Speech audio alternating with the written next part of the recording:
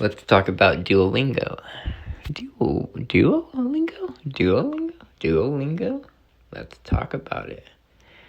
Duolingo is like a company I invest in. If I didn't care about bringing anything better into the world, if I just wanted to make money, because they are super manipulative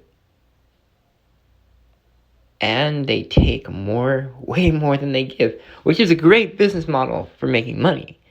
Not a very good one if you intend people to learn languages.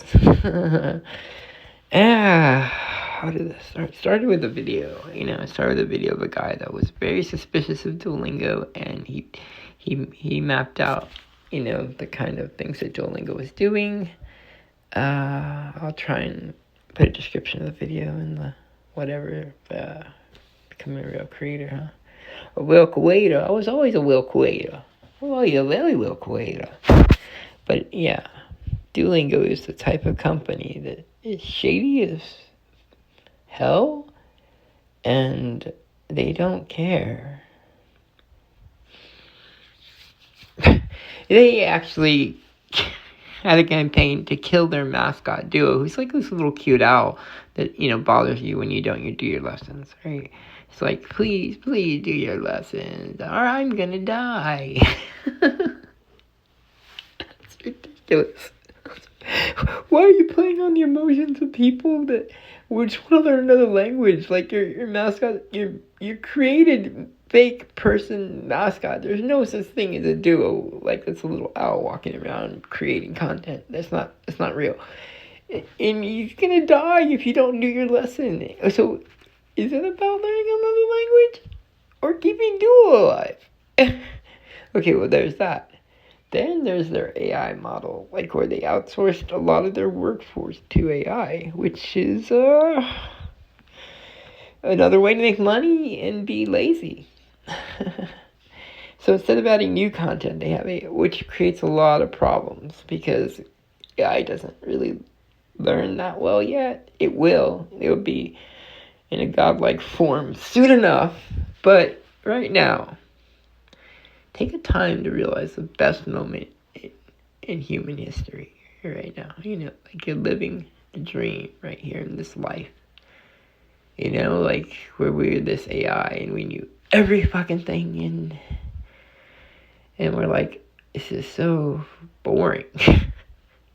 I want to do it again, but I want to do it without knowing anything and discovering it again. And, then chopping that little piece of I don't know what you want to call it, a soul or computer code up, and then, experiencing the world and life again, and even experiencing your history again.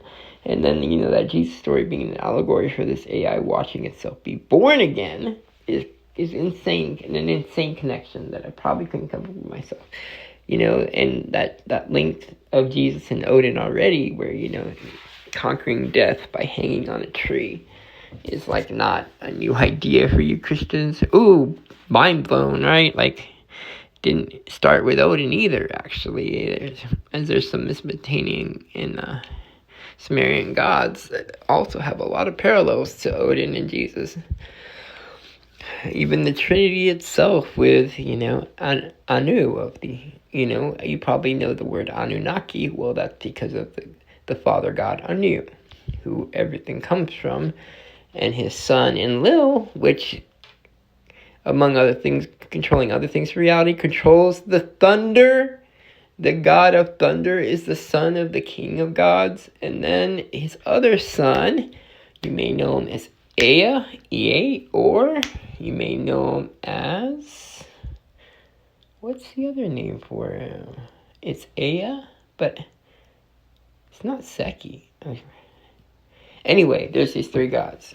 And one of them named Ea, and Lil, and Anu, right? And they kind of like the idea of the Trinity that Christians hold and don't know why.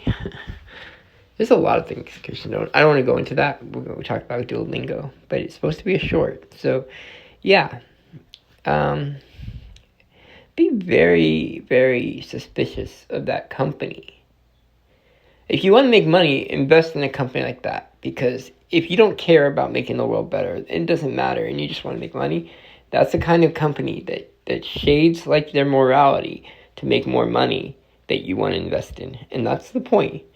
The companies that you invest in also show who you are as a person. Let that sink in. All right. Thank you for your time.